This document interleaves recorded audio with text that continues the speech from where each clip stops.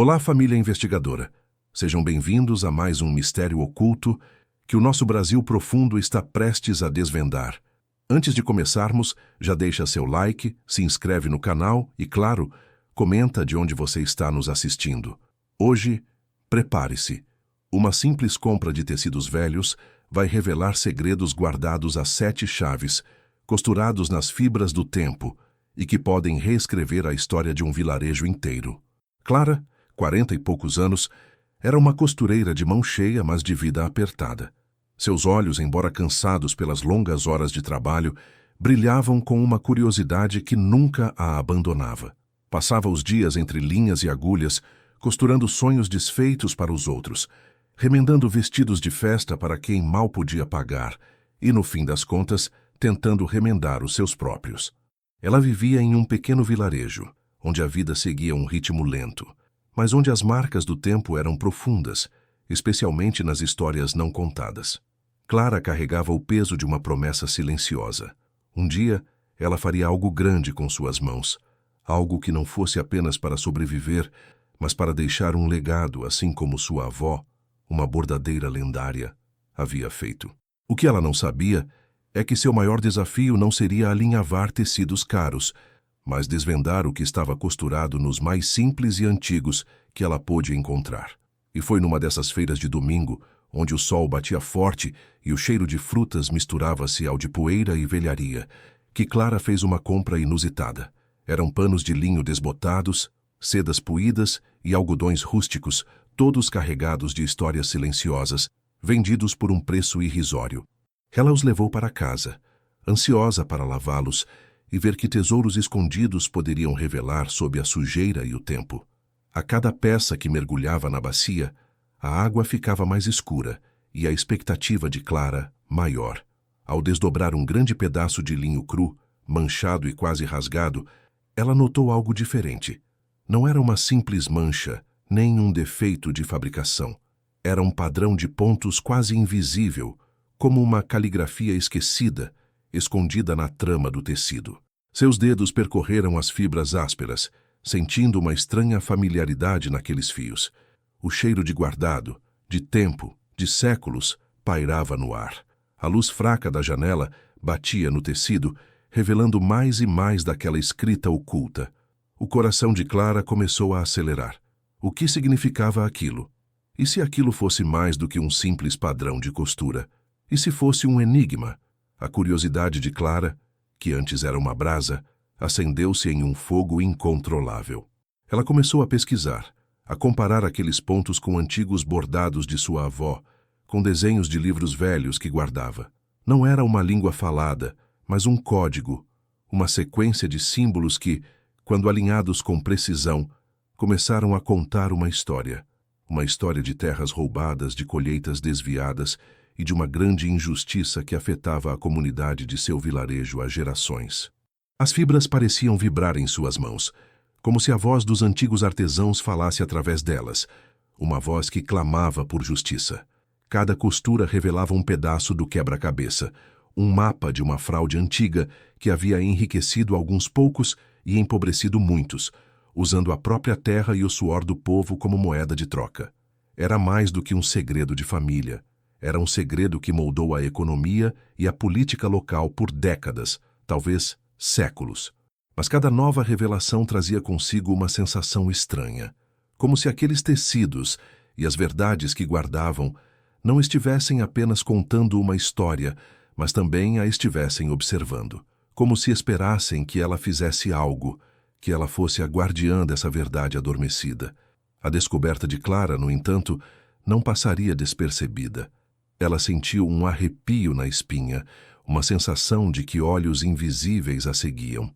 E antes que pudesse compreender totalmente a extensão do que havia encontrado, percebeu que não estava sozinha naquela jornada. Alguém já sabia de seu segredo. Aquele arrepio na espinha, aquela sensação de estar sendo observada, não era fruto da imaginação de Clara. Dias depois, a confirmação veio de uma forma que ela jamais esperaria. O ronco de um motor potente, incomum para as ruas de terra do vilarejo, quebrou a quietude da tarde. Uma limusine preta, reluzente e imponente, estacionou bem em frente à sua pequena casa de madeira. De dentro, desceu um homem que parecia ter saído de um quadro antigo, mas com uma frieza moderna nos olhos. Era Horácio Montenegro, o patriarca da família mais poderosa da região, cujo sobrenome era sussurrado com reverência e temor.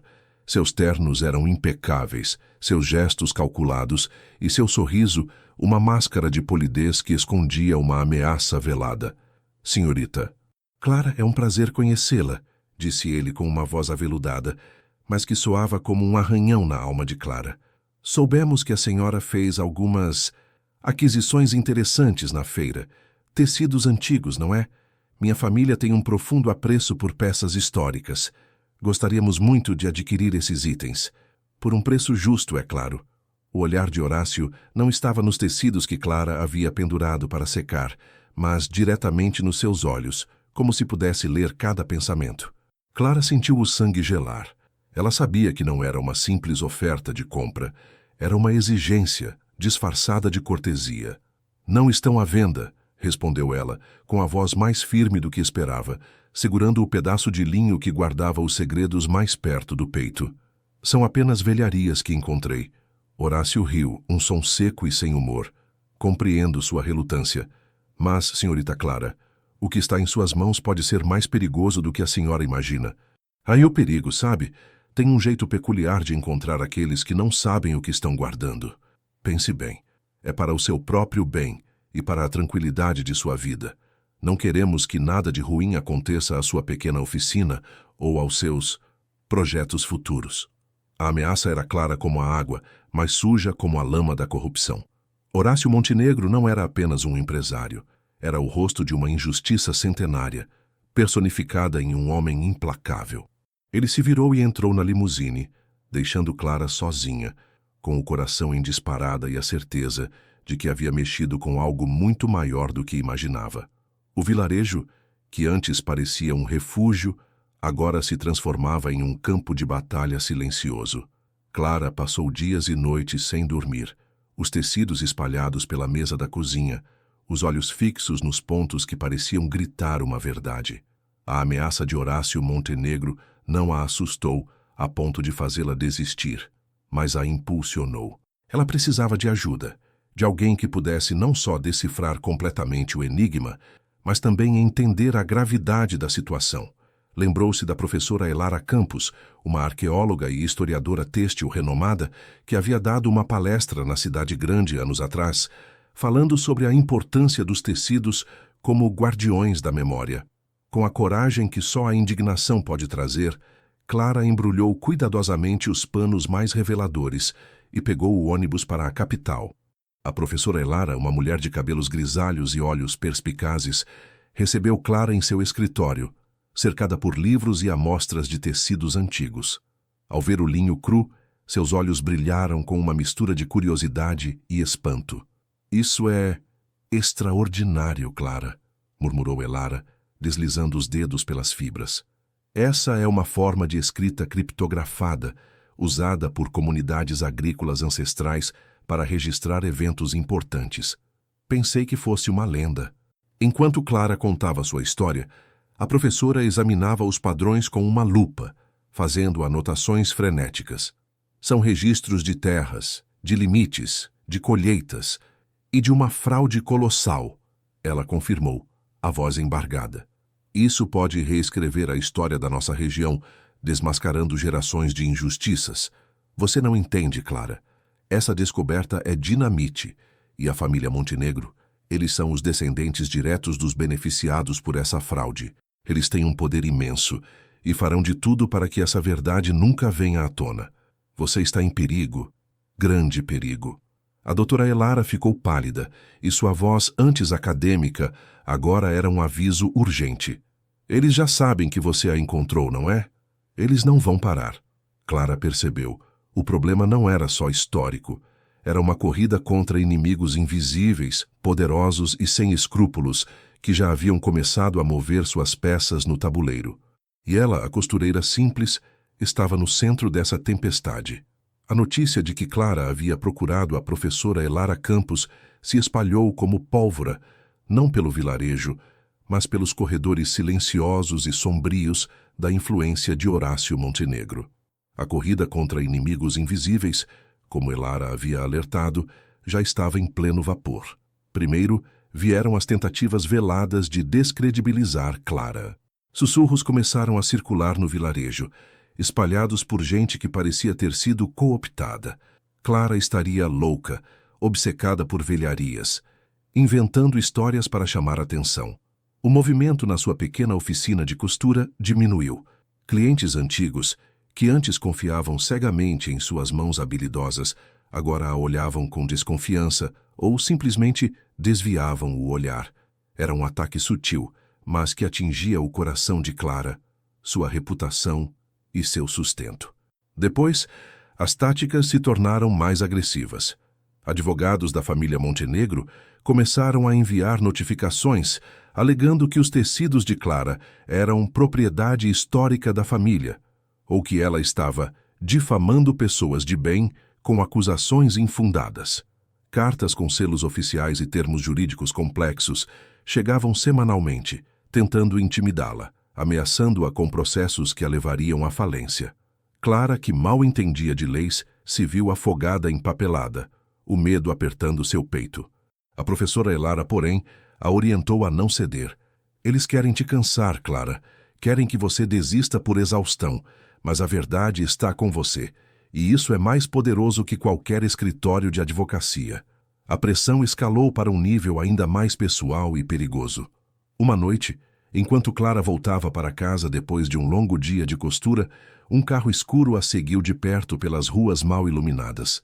As luzes altas ofuscavam seus olhos, o motor roncava ameaçadoramente. Ela acelerou o passo, o coração batendo descompassado, até conseguir entrar em casa e trancar a porta, ofegante. Não houve palavras, apenas a sensação gelada de ser caçada. Dias depois, objetos inexplicáveis começaram a aparecer em sua propriedade. Um rato morto na porta, um bilhete anônimo com a palavra cuidado escrita com letras recortadas de jornal e até mesmo a tesoura favorita de sua avó, que ela guardava como um tesouro, apareceu quebrada em sua caixa de costura. Não havia como provar quem era, mas o recado era claro. Eles estavam observando, estavam entrando em sua vida e estavam dispostos a ir longe. Clara sentiu o peso da solidão. O vilarejo, antes seu porto seguro, agora parecia um labirinto de olhares furtivos e silêncios pesados. Mas, ao invés de quebrar, essa perseguição acendeu nela uma chama de revolta. Ela não era mais apenas uma costureira curiosa, era uma guardiã da verdade, e essa verdade clamava por justiça. Ela passava as noites com Elara, decifrando mais e mais dos padrões nos tecidos, compilando as evidências, transformando cada ponto em um testemunho irrefutável. Elara, com sua vasta rede de contatos acadêmicos e jornalísticos, começou a mobilizar apoios, mas com extrema cautela, sabendo que um passo em falso poderia colocar Clara em risco ainda maior. O ponto de virada veio em uma madrugada fria. Clara foi acordada por um cheiro forte de fumaça. Ao olhar pela janela, viu as chamas lambendo a lateral de sua pequena oficina de costura, o local onde passava a vida, onde os tecidos com a verdade estavam guardados. O fogo, por sorte, foi contido rapidamente pelos vizinhos que acordaram com o alarme. Mas o recado era brutal. Na porta chamuscada, cravado com um prego enferrujado, havia um pedaço do linho cru que Clara havia comprado, com um dos padrões de pontos riscado grosseiramente com carvão. A mensagem era inconfundível. Desista ou sua vida será a próxima a queimar. Clara caiu de joelhos na terra molhada, o cheiro de fumaça e destruição sufocando-a. As lágrimas escorriam, mas não eram de desespero. Eram de raiva.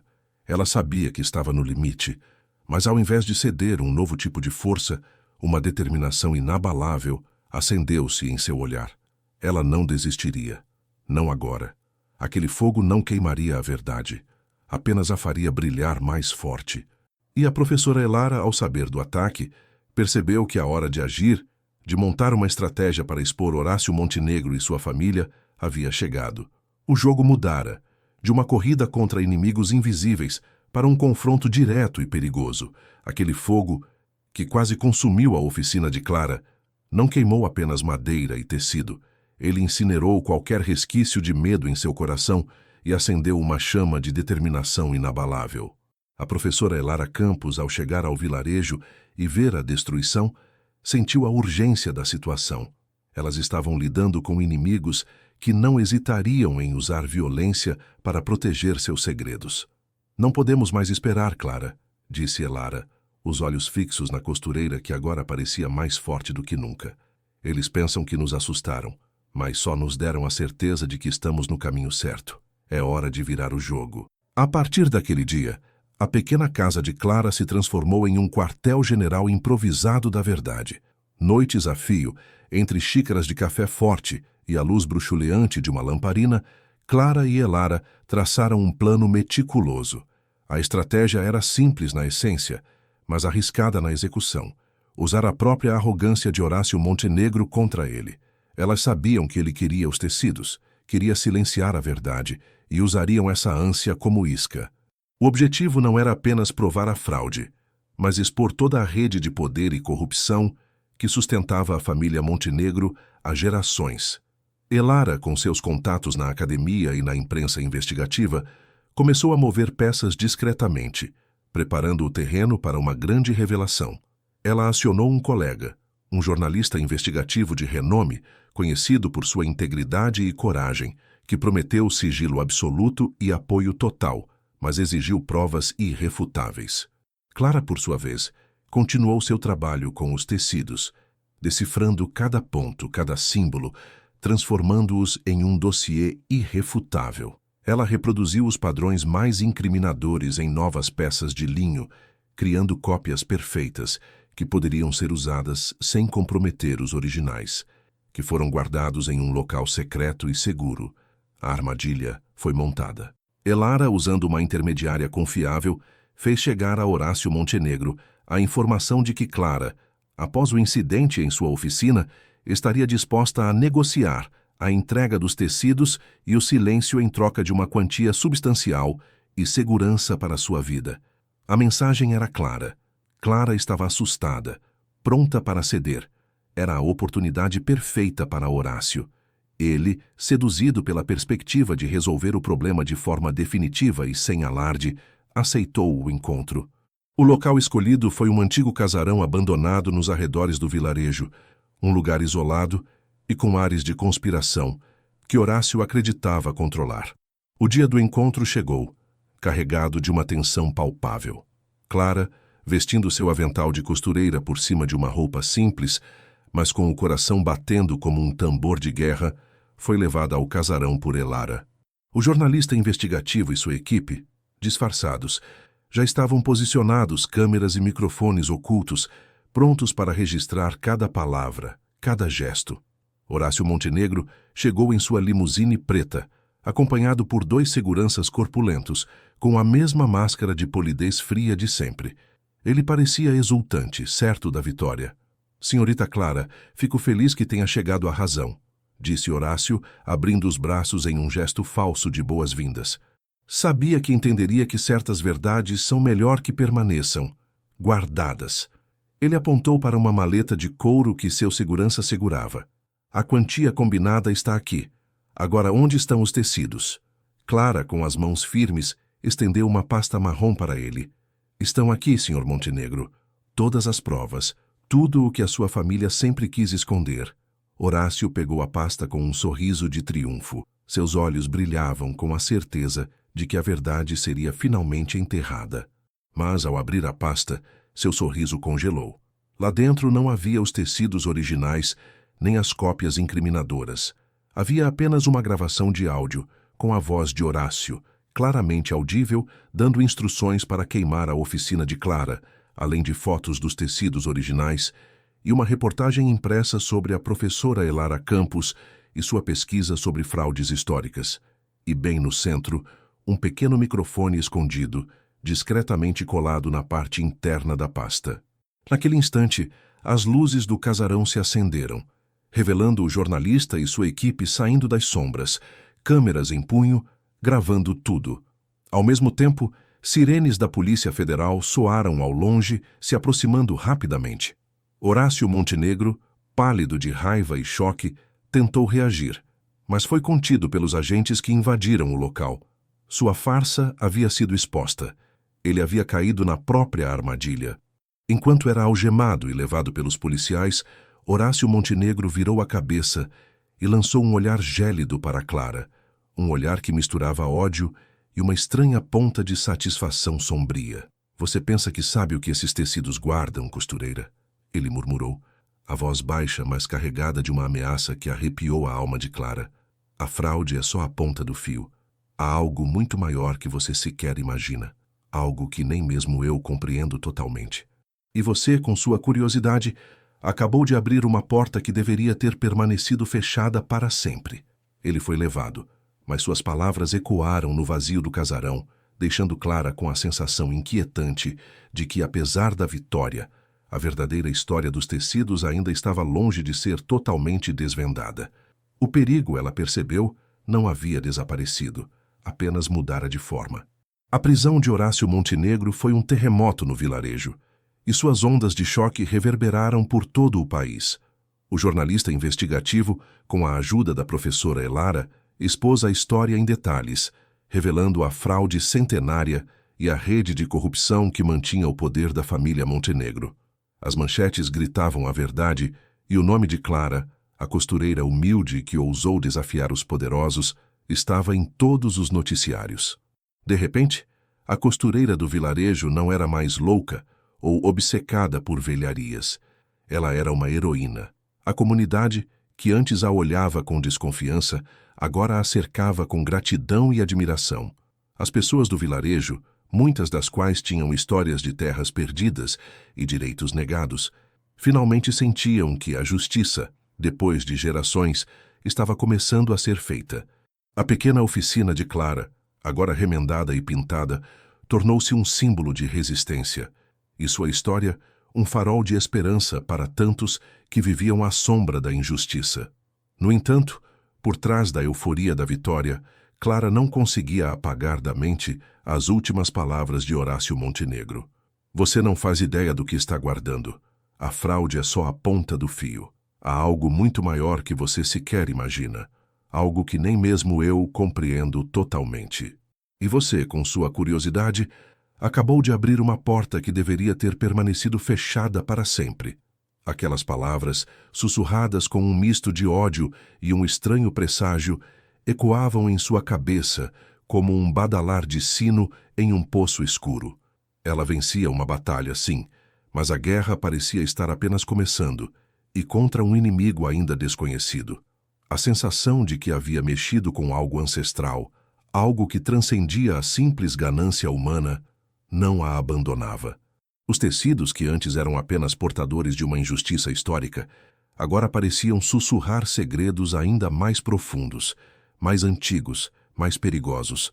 A professora Elara Campos, com sua mente aguçada e seu conhecimento profundo sobre a história e a cultura da região, também estava profundamente inquieta com as palavras de Horácio. Ela e Clara passavam horas a fio na oficina, agora iluminada por novas lâmpadas e cheia de uma energia renovada, mas também de uma tensão silenciosa. Ele não estava blefando, Clara. Elara disse uma noite enquanto observava os intrincados padrões no linho. Horácio é um homem cruel e ambicioso, mas também é um homem de poder, e o poder tem acesso a informações que nós nem imaginamos. Se ele, com toda a sua influência, ainda sentia que não compreendia totalmente o que estava em jogo, então realmente há algo além da fraude. Elara se debruçou sobre os tecidos, agora com uma lupa mais potente, buscando por detalhes que antes poderiam ter passado despercebidos. Ela começou a cruzar informações dos tecidos com lendas locais, com antigos registros de famílias fundadoras da região, com mitos que falavam de pactos e de tesouros ocultos. Foi Clara quem fez a próxima descoberta. Enquanto remendava um dos tecidos mais antigos e desgastados, um pedaço de seda puída, que quase desmanchava ao toque, ela percebeu que alguns dos pontos não formavam apenas palavras ou mapas de terras. Eles formavam desenhos, símbolos que se repetiam em diferentes tecidos, como um refrão esquecido. Eram formas geométricas complexas, que lembravam antigas constelações ou estranhos diagramas de energia. Elara, olhe isso! Clara chamou, o coração acelerado. Não são só mapas, são portais? Ou talvez instruções? Elara pegou o tecido, os olhos arregalados. Você está certa, Clara. Esses símbolos, eles não são agrícolas, eles são muito mais antigos. Eu já vi algo parecido em estudos sobre civilizações pré-colombianas e culturas africanas que chegaram ao Brasil. Símbolos de conexão com a Terra, com o cosmos, com energias que transcendem o nosso entendimento. A fraude das terras era apenas a manifestação mais superficial de um controle muito mais profundo. Os tecidos não falavam apenas de propriedades, mas de uma fonte de poder ou conhecimento que as famílias, como os Montenegro, haviam usurpado ou mantido em segredo por gerações. Os símbolos nos tecidos, agora percebidos como portais ou instruções, pareciam indicar não um tesouro material, mas um conhecimento ancestral, talvez sobre o próprio solo, suas propriedades, ou até mesmo sobre uma energia oculta que dava fertilidade e abundância à região. E esse conhecimento era a verdadeira base do poder dos Montenegro e das famílias aliadas. A exposição da família Montenegro, longe de encerrar a ameaça, serviu como um alerta para outras antigas famílias que compartilhavam desse segredo e dessa hegemonia. A prisão de Horácio era um sinal de que a porta para a verdade estava agora escancarada e que o que estava por trás dela, aquilo que Horácio nem mesmo compreendia totalmente, estava prestes a ser revelado. Essas famílias, ainda mais velhas e discretas que os Montenegro, começaram a se mover nas sombras. Elas não apareceram em limusines ou com advogados. Seus movimentos eram mais sutis, mais insidiosos. Mensagens veladas em reuniões sociais, olhares estranhos nas ruas, a sensação de que o ar estava mais pesado e observador. Clara e Elara sentiram que a rede de conspiradores era muito mais vasta e antiga do que imaginavam. Os tecidos não eram apenas um mapa de uma fraude, eram a chave para um poder ancestral, e agora que Clara os havia despertado, ela se tornara o alvo de todos os que se beneficiavam desse poder oculto. O vilarejo, antes um local de paz, agora fervilhava com a tensão de um segredo prestes a explodir, e Clara, a costureira, estava no olho do furacão. A prisão de Horácio Montenegro havia rasgado o véu, mas o que estava por trás dele era ainda mais sombrio e complexo. As palavras do patriarca, "A fraude é só a ponta do fio", ecoavam na mente de Clara e Elara como um presságio. A vitória contra os Montenegro era apenas o primeiro passo em uma jornada muito mais perigosa, contra inimigos que não se anunciavam com limusines ou advogados, mas com a quietude perturbadora das sombras. As outras antigas famílias, alertadas pela queda de Horácio, não se manifestaram com ameaças diretas. Sua estratégia era insidiosa, sutil, mas profundamente eficaz. Primeiro, começaram a circular rumores nos círculos acadêmicos sobre a professora Elara Campos, questionando sua metodologia, sua sanidade e a validade de suas pesquisas. Artigos anônimos, mas bem articulados, surgiam em blogs obscuros, tentando descredibilizar seu trabalho, e por extensão a descoberta de Clara. Elara, uma mulher de ciência e lógica, sentiu o peso da difamação, vendo anos de reputação sendo corroídos por sussurros venenosos.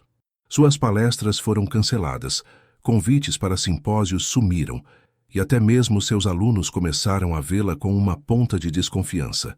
Era uma guerra de reputação, travada nas sombras da academia, e Elara sentia-se cada vez mais isolada. No vilarejo, Clara percebia que a gratidão e admiração da comunidade se misturavam agora a um medo palpável. Os olhares de admiração se tornaram olhares de apreensão. As pessoas antes dispostas a compartilhar suas histórias, agora se calavam ao vê-la ou desviavam o caminho. Sua oficina, que se tornara um símbolo de resistência, começou a ser evitada. Ninguém mais trazia roupas para remendar, ninguém mais buscava seus conselhos. Era como se uma praga invisível a tivesse marcado, e o povo, temendo as consequências, se afastasse.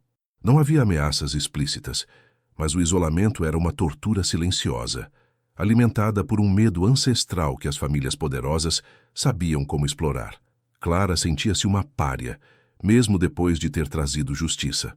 O perigo não vinha mais de um capanga com um bilhete, mas da solidão e do silêncio que a cercavam. Mas ao invés de desistir, Clara e Elara se fecharam ainda mais em seu trabalho. A cada dia, os tecidos revelavam mais. Os símbolos que Clara havia identificado como portais ou instruções começaram a se conectar. Elara, com sua vasta biblioteca e seu conhecimento de culturas ancestrais, identificou padrões que remetiam a um culto antigo à terra, a um tipo de energia telúrica que, segundo as lendas, era a verdadeira fonte de fertilidade e prosperidade da região. Não era apenas a água ou o solo que as famílias controlavam, era a própria essência vital daquelas terras, um segredo que lhes garantia poder e riqueza, além da compreensão comum. Os tecidos pareciam um mapa estelar, mas não de estrelas no céu, e sim de pontos de energia na própria Terra. Alguns padrões mostravam como canalizar essa energia, como direcioná-la para áreas específicas, garantindo colheitas fartas ou, inversamente, secas, devastadoras. Era o controle sobre o destino do vilarejo, costurado em linho e seda. A fraude das terras era apenas um mecanismo legal para justificar o controle sobre essa fonte de poder ancestral. As famílias poderosas, ao longo dos séculos, não apenas roubaram a terra, mas também o conhecimento de como interagir com essa energia, usando-o para seu próprio benefício e mantendo o povo na ignorância e na dependência. A professora Elara, com um brilho febril nos olhos, explicou a Clara que aquilo não era misticismo puro, mas uma forma de ciência antiga, uma compreensão profunda da natureza que havia sido perdida ou intencionalmente escondida. Eles não apenas se beneficiaram disso, Clara, Elara sussurrou, apontando para um diagrama complexo no tecido.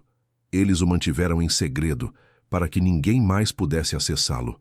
É o controle total sobre a vida e a morte desta comunidade. É a verdadeira razão de seu poder inabalável. Clara, que sempre vira a terra como algo a ser cultivado com suor e fé, agora a via como um ser vivo, pulsante, com segredos que transcendiam sua compreensão. A responsabilidade pesava em seus ombros. Ela não era mais apenas uma costureira que buscava justiça por uma fraude. Ela era a guardiã de um conhecimento que poderia libertar ou destruir. E enquanto elas se aprofundavam nos símbolos, a sensação de estarem sendo observadas se intensificava. Não era mais a limusine de Horácio, mas o vento que batia na janela, a sombra que passava rapidamente, o silêncio que era denso demais. Elara, em um de seus livros antigos, encontrou uma passagem sobre os Guardiões do Nó, uma irmandade secreta que, segundo a lenda, protegia esse conhecimento ancestral de cair em mãos erradas. Mas será que eles eram os vilões ou os verdadeiros guardiões? E se estivessem vindo atrás de Clara? Uma noite, enquanto Clara e Elara tentavam decifrar um padrão particularmente complexo que parecia apontar para um local específico nas montanhas que cercavam o vilarejo, um barulho metálico na porta da frente as fez saltar. Era a fechadura sendo forçada. O coração de Clara disparou. Elas não estavam apenas sendo observadas, estavam sendo caçadas. E quem quer que estivesse lá fora não estava vindo apenas para conversar. Estava vindo para silenciá-las e para recuperar o que, para eles, era o maior tesouro do mundo. Uma noite, enquanto Clara e Elara tentavam decifrar um padrão particularmente complexo, que parecia apontar para um local específico nas montanhas que cercavam o vilarejo, um barulho metálico na porta da frente as fez saltar. Era a fechadura, sendo forçada. O coração de Clara disparou. Elas não estavam apenas sendo observadas. Estavam sendo caçadas. E quem quer que estivesse lá fora não estava vindo apenas para conversar. Estava vindo para silenciá-las e para recuperar o que, para eles, era o maior tesouro do mundo. As duas se entreolharam, o pânico misturado à determinação. Elara agarrou um dos tecidos originais, enquanto Clara pegou uma tesoura afiada, pronta para o que viesse. A porta se abriu com um estrondo, revelando não capangas, mas figuras envoltas em mantos escuros, cujos rostos estavam ocultos pelas sombras. O ar na oficina ficou denso, carregado de uma energia quase elétrica.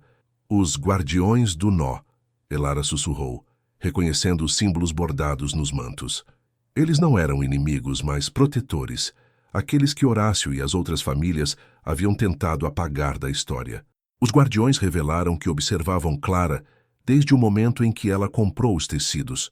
Eles vieram para intervir, pois o conhecimento ancestral estava em perigo de ser corrompido ou destruído pelas famílias que o usavam para benefício próprio. Aquele barulho na porta não era de invasão, mas um sinal para que as duas estivessem prontas. Com a ajuda dos guardiões, Clara e Elara não apenas decifraram completamente os tecidos, mas também aprenderam a interagir com a energia telúrica do vilarejo de forma harmoniosa. Os portais eram pontos de conexão e as instruções eram um guia para cultivar a terra em simbiose com essa força vital, garantindo prosperidade para todos, e não apenas para alguns. O vilarejo, agora livre da opressão das antigas famílias, floresceu como nunca antes. A comunidade aprendeu a técnica ancestral, e as terras antes exauridas voltaram a dar frutos em abundância, um testemunho vivo da verdade costurada nos tecidos. Clara, a costureira, tornou-se a guardiã oficial desse conhecimento, uma ponte entre o passado e o futuro, ensinando a todos a respeitar a terra e seus segredos. E Elara, finalmente reconhecida, pôde documentar a história, reescrevendo não apenas a história da região, mas a compreensão de uma sabedoria ancestral que quase foi perdida para sempre. O maior tesouro não era o ouro, mas a verdade e a conexão com a própria essência da vida.